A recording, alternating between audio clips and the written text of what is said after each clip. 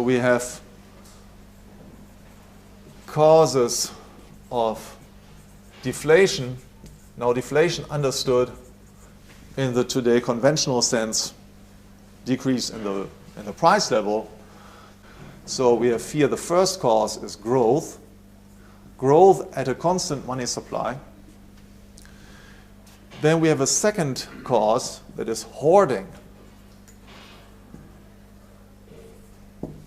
A third cause is a decrease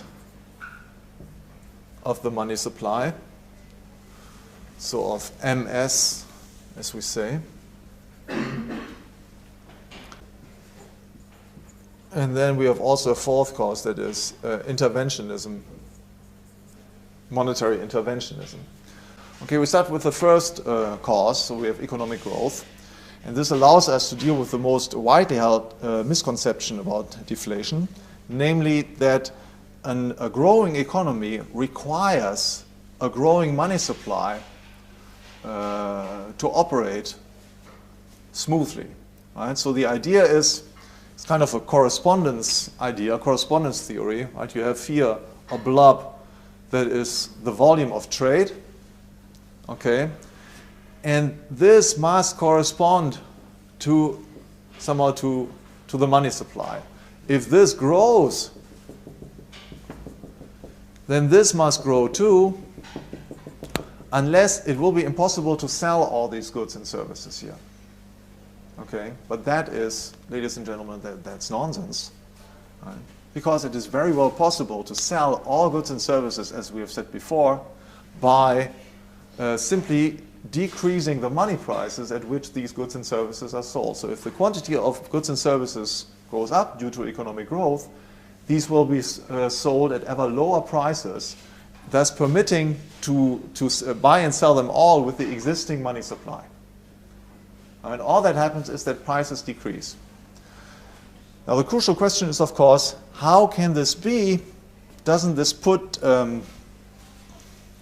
how is this possible for entrepreneurs to do this? How can they operate profitably if they have to pay prices for factors of production now, and only in the future, when the greater supplies of goods and services come to the market, prices will go down? How can they operate profitably? And the simple answer can be summed up with the word anticipation. Anticipation. Right? So one of the essential tasks of entrepreneurship, or we can say the central task of entrepreneurship, is to anticipate future prices. If entrepreneurs anticipate that prices will go down in the future, well, then they can pay only lower prices for factors of production now. Okay? And the next step, next problem that appears is, well, what if the factor owners do not agree? And if they say, well, I will not sell whatever, my labor, or I will not rent out my land to you at this lower price. I don't agree with your anticipation. Well, the answer to this question is, there's nothing wrong with this. If they don't go down with their price, well, it means that they have a better employment for their property than on the terms offered by our entrepreneur. Right? So we can say, okay, we have an entrepreneur here, and we represent his investment project with a time X. He will sell here, and now he's buying factors of production. And if he does not, if he is unable to buy the factors of production that he needs to complete his project at lower prices here in the present, well, it means that the factor owners, let's say a worker, right, has a better alternative. For example, he can just stay at home. He refuses to work. He has savings and so on. He will not work for this lower wage rate, or he will work for another entrepreneur that offers him higher wage rates. Right? So the only reason why people would be unwilling to trade with him at the lower prices that he proposes is that they have better alternatives. And there's nothing wrong with this. Right? And that is so in any business environment, right? Whether it's inflation or deflation, what else, monetary stability, whatever. Okay, so there's nothing wrong with it.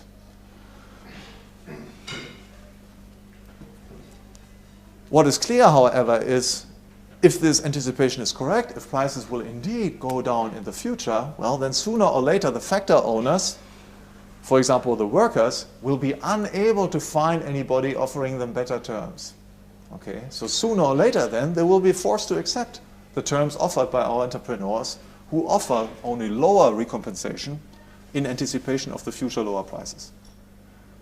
Okay, so there's no reason to anticipate any problems for a growing economy within a deflationary context. There's nothing inherently impossible to arrange ever lower prices for factors of production in a deflationary economy. Now, as far as the labor market is concerned in particular, there the deflationary impact will be lowest. Why is that?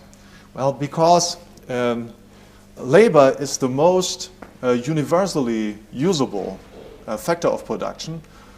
So it can be used in production processes that are very close to completion. So in the first order production processes, companies that produce consumer goods, and also companies that produce producers' goods. And well, if we would have to say, in anticipation of a lower price in the future, this will have an all the more greater impact on factors of production used way back here in the production chain.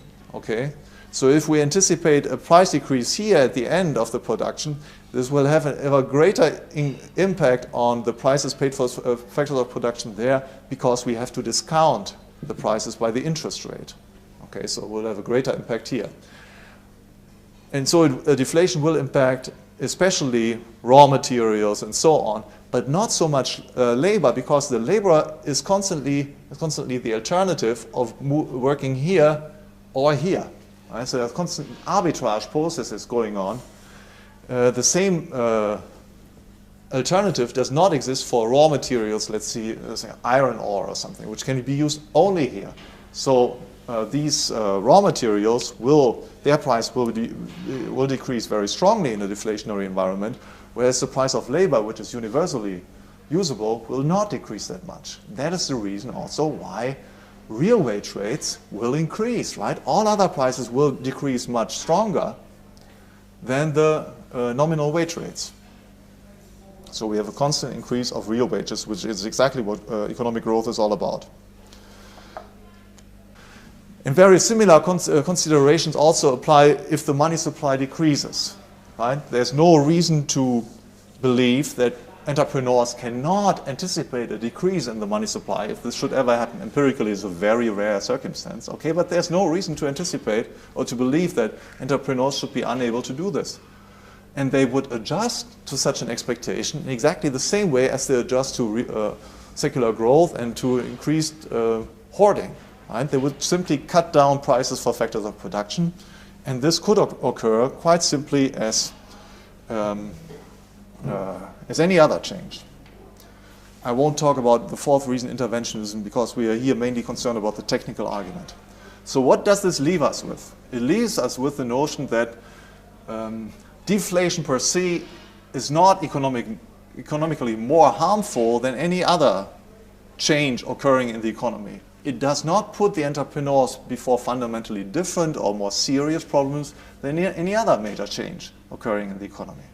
Right? And especially if deflation is constant and secular and so on, it's very easy to adjust to it, just to any other business environment.